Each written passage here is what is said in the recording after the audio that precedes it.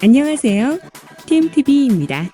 베트남에서는 그야말로 하루가 멀다 하고 새로운 방역 정책들을 쏟아내고 있는 것이 현실인데요. 아침에 발표되었다가 저녁에 갑자기 취소하는 등의 방역 정책에 국민들의 혼란이 가중되고 있습니다. 또한 방역 정책의 경우에 따라 지방별로 차이가 있기 때문에 이동할 때마다 각기 다른 대응을 해야 하기도 합니다.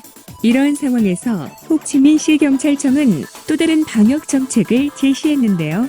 호치민시의 모든 전염병 통제 지점에서 출입하는 모든 사람들을 확인하는 모바일 관리 소프트웨어를 배포하고 각 검문소에서는 신고인의 모든 데이터와 사람들의 이동 경로 등을 확인할 예정이었습니다. 특히 시민들의 데이터와 이동 이력은 절대 기밀로 유지될 것이라고 밝혔으며 현재 기준 가장 높은 등급인 4등급으로 분류되어 관리될 예정이라고 전했습니다. 이에 따라 검문소를 이동할 때 웹사이트에서 모바일 QR코드를 생성하여 제시해야 하는데요. 그 방법은 다음과 같습니다. 1단계, 웹사이트나 찰로 어플리케이션에 접속하거나 검문소에 있는 QR코드를 스캔하여 접속한 뒤 해당 항목을 입력한다. 2단계, 이동신고, 양식의 내용을 정확하게 입력한다.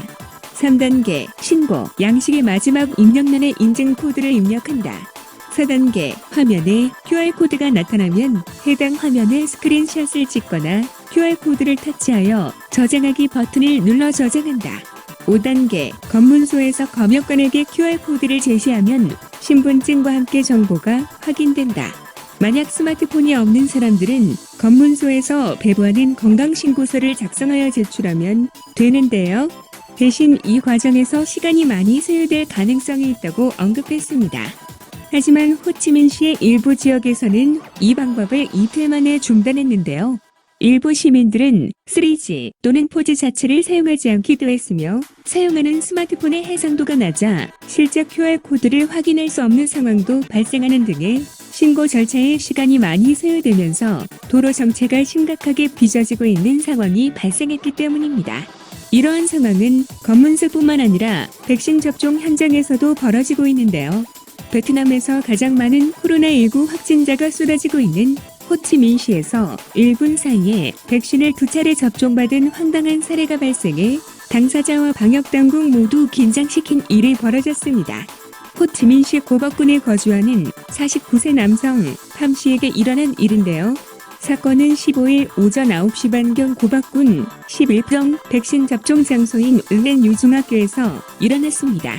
팜 씨는 심박수와 혈압을 측정한 후 의료진의 안내에 따라 2개의 접종 테이블이 놓인 곳 중 한 곳에 앉았습니다.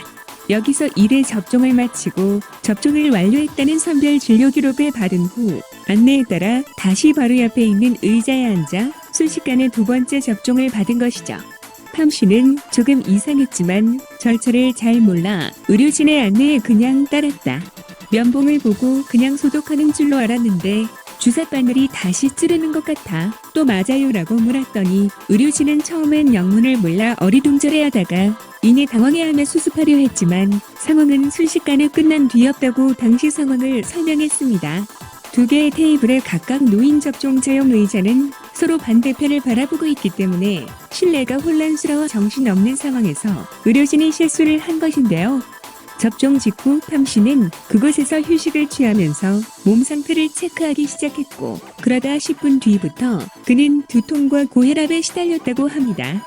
다행히 1시간쯤 지나 몸 상태가 괜찮아져서 집으로 돌아갔지만 심박수가 1분에 최대 124회나 뛰자 걱정이 되어 의사에게 전화를 걸어 접종 담당의사에게 돌아가 체크를 받으라는 조언을 들었다고 전해졌습니다.